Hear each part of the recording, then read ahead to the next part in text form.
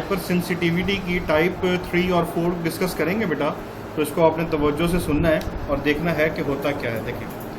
देखो बेटा, इसमें अगर हम बात करें तो 3 पे है इम्यून कॉम्प्लेक्स डिसऑर्डर। ठीक है, इम्यून आपको पता है इसका ताल्लुक किसके साथ है? इम्यून सिस्टम के साथ है बेटा। अच्छा, और यहाँ पे बात की गई है कॉम्प्लेक्स की। कॉम्प्लेक्स किसे कहते हैं? कॉम्प्लेक्स उसे कहते हैं जहाँ पे एक से ज़्यादा चीज़ों का कॉम्बिनेशन, ऐसी चीज़ जिसमें 2, 3, 4, 5, 8, 10, 15, 20 चीज़ें इकट्ठी मिल के जगह पाई जाएं, तो उसको बेटा हम कॉम्प्लेक्स कहते हैं। ठीक है, तो यहाँ पर जो कॉम्प्लेक्स है ना बेटा, वो 2 चीज़ों का है। नंबर 1 एंटीबॉडीज और नंबर 2 पे है एंटीजन। तो जब एंटीबॉडीज और एंटीजन का कॉम्बिनेशन बनता है तो उसको हम इम्यून कॉम्प्लेक्स कहते हैं। इम्यून कॉम्प्लेक्स कहते हैं। This type of hyper sensitivity the antibodies form complex with antigen.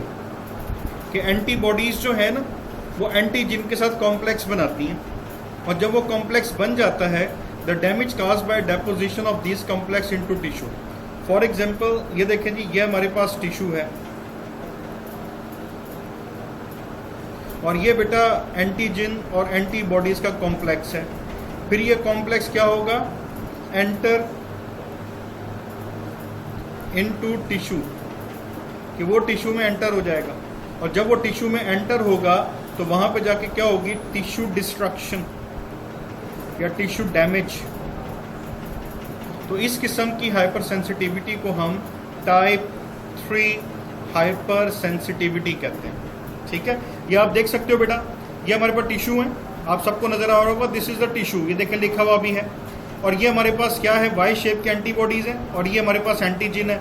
फिर एंटीबॉडीज एंटीजन का कॉम्प्लेक्स बनेगा जिसको हम इम्यून कॉम्प्लेक्स कहते हैं। फिर ये कॉम्प्लेक्स टिश्यू में डिपॉजिट हो जाएगा और वहां जाके टिश्यू की डिस्ट्रक्शन पैदा करेगा, और इस डिस्ट्रक्शन को हम बेटा टाइप 3 हाइपर सेंसिटिविटी, जिसको इम्यून कॉम्प्लेक्स डिसऑर्डर कहते हैं। डिसऑर्डर आपको पता होना चाहिए, डिसऑर्डर किसी भी बीमारी को कहते हैं बेटा।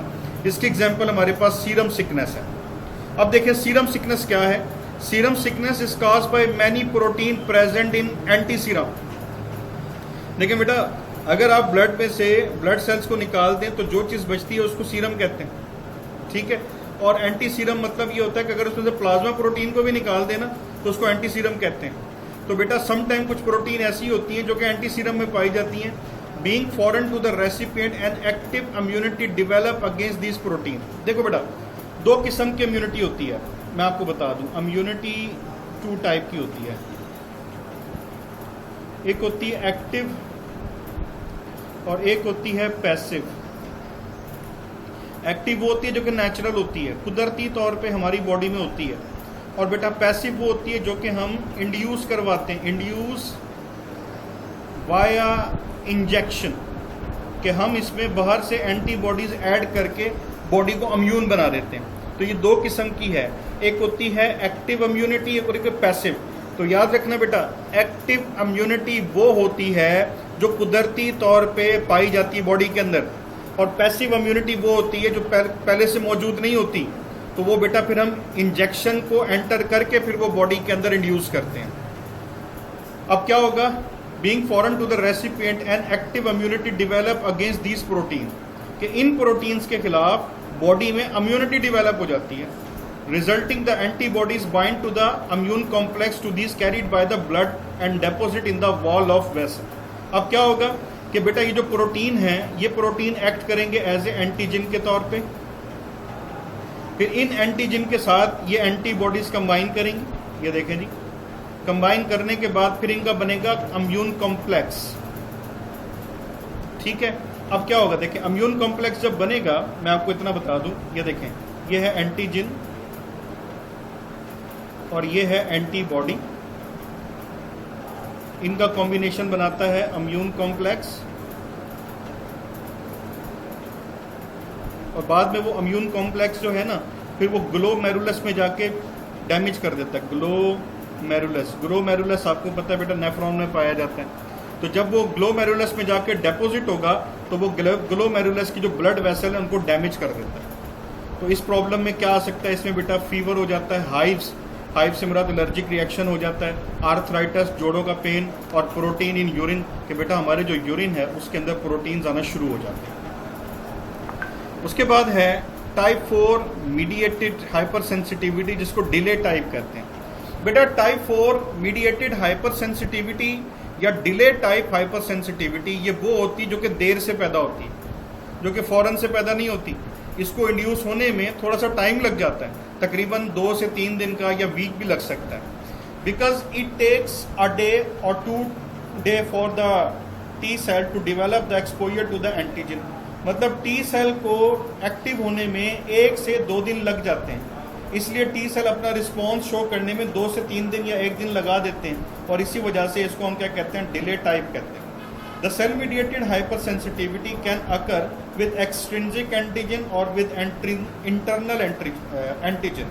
देखो बेटा एंटीजन 2 किस्म के होते हैं एंटीजन, एक होते हैं एक्सट्रिंसिक, एक होते हैं इंट्रिंसिक। बेटा जो एक्सट्रिंसिक है ना वो होते हैं कि कम फ्रॉम आउटसाइड, कि ये बाहर से आते हैं, ठीक है। और ये बेटा क्या होते हैं, प्रेजेंट इनटू बॉडी, ये बाहर से नहीं आते, ये बॉडी में पहले से मौजूद होते हैं। तो कहने की बात ये है कि जो सेल मीडिएटेड हाइपर सेंसिटिविटी है जिसको डिले टाइप कहते हैं, ये 2 किस्म के एंटीजन की वजह से हो सकती है, इंट्रिंसिक भी और एक्सट्रिंसिक भी। अब 1 बाय 1 इनको देखते हैं। सबसे पहले है extrinsic antigen. The most common example of cell-mediated hypersensitivity to external antigen is to contact dermatitis। अब contact dermatitis क्या होता है कि जब कोई चीज़ आपको छू के चली जाती है तो उसकी छुअन से जो एलर्जी पैदा होती है उसको contact dermatitis कहते हैं। Cause in some people when their skin is exposed to the chemical they are allergic, कि जब उनकी स्किन पे वो केमिकल आता है जिससे वो एलर्जिक होते हैं तो उससे बेटा वो कॉन्टैक्ट डर्माटाइटिस जो है ना उसको क्या कर देते हैं बेटा, प्रोड्यूस कर देते हैं। एग्जांपल इसकी कैटिकोल from poison IVY, poison oak, ये हमारे पास डिफरेंट पॉइजन हैं बेटा, प्लांट्स भी हैं, प्लांट के नेम हैं। अगर यानी कि ये प्लांट आपको छू जाते हैं या आप इनसे छू जाते हैं तो ये बेटा प्रॉब्लम हो सकता है। निकल, अक्सर ज्वेलरी में निकल इस्तेमाल होता है, डाइज कलर को कहते हैं, और ऑर्गेनिक केमिकल इंडस्ट्री। तो ये बेटा चारों की चारों चीजें मिलके क्या बनाती हैं, एक्सट्रिंसिक एंटीजन बनाती हैं। क्या बनाती हैं, एक्सट्रिंसिक एंटीजन। अब है intrinsic antigen, the cell mediated type of self cause autoimmunity immune disease. मतलब ये वो आपके पास बेटा जी रिस्पॉन्स है कि जिसमें एंटीजन नेचुरली तौर पे, कुदरती तौर पे आपकी बॉडी में पहले से मौजूद होता है, ठीक है। तो बेटा इसमें जो डिजीज़ पैदा होती है उसको हम ऑटो इम्यून डिजीज़ कहते हैं। ऑटो इम्यून डिजीज़ क्या मतलब, ये वो डिजीज़ होती हैं कि जिसमें आपका ही अपना इम्यून सिस्टम आपकी बॉडी के टिश्यू के खिलाफ हो जाता है। तो इसकी वजह से जो बीमारी पैदा होती है ना बेटा उसको ऑटो इम्यून डिजीज़ कहते हैं। जैसा कि ये देखें जी, डायबिटीज़ टाइप 1, ठीक है। अब टाइप 1 में होता क्या है बेटा, इंसुलिन प्रोडक्शन स्टॉप, इंसुलिन की प्रोडक्शन स्टॉप हो जाती है। क्यों? क्योंकि बेटा beta cell of pancreas destroy, कि बेटा आपके जो बीटा सेल होते हैं पैंक्रियाज के डिस्ट्रॉय हो जाते हैं। कौन डिस्ट्रॉय करता है? Our own immune system. इसको हमारा ही इम्यून सिस्टम क्या कर देता है बेटा जी, डिस्ट्रॉय कर देता है।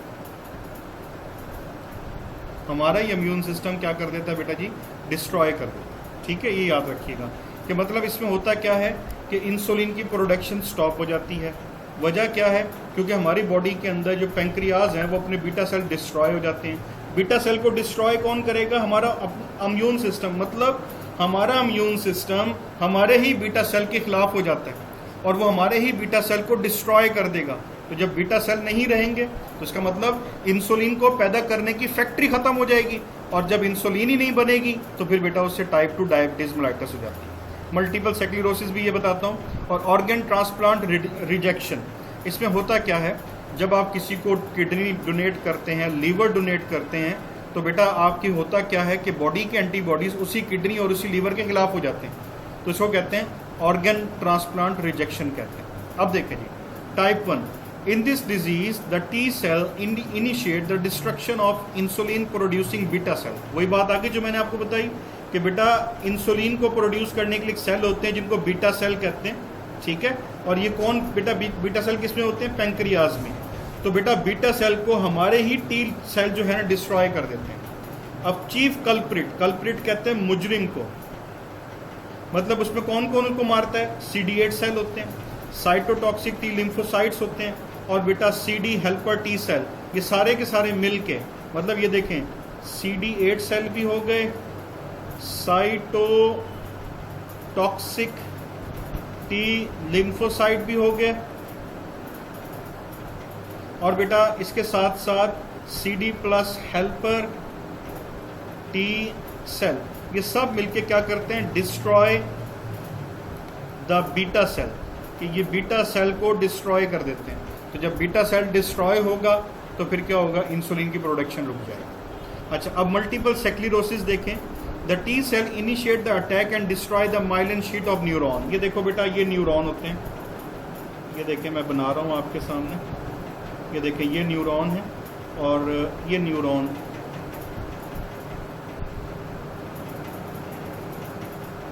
ये है डेंड्राइटिस, ये होता है एक्सॉन, और यहाँ पे एक शीट होती है बेटा जिसको माइलिन शीट कहते हैं, माइलिन, एक मिनट बेटा, क्या कहते हैं इसको, माइलिन शीट कहते हैं। तो अब होता क्या है कि हमारा इम्यून सिस्टम इस माइलिन शीट को डिस्ट्रॉय कर देगा, ठीक है। क्या लिखेंगे, myelin sheet destroy by our immune system, कि हमारा इम्यून सिस्टम ही माइलिन शीट को डिस्ट्रॉय कर देगा, जिससे न्यूरॉन डैमेज हो जाते हैं, और जब न्यूरॉन डैमेज होंगे तो हमारी बेटा जो मसल्स है ना वो अकड़ना शुरू हो जाते हैं, मसल काम करना छोड़ देते हैं, ठीक है। तो ये इसकी टाइप थी। आज का लेक्चर बेटा यहीं तक है। अगर किसी ने कोई चीज़ पूछनी हो फिर बेटा मेरे से पूछ सकते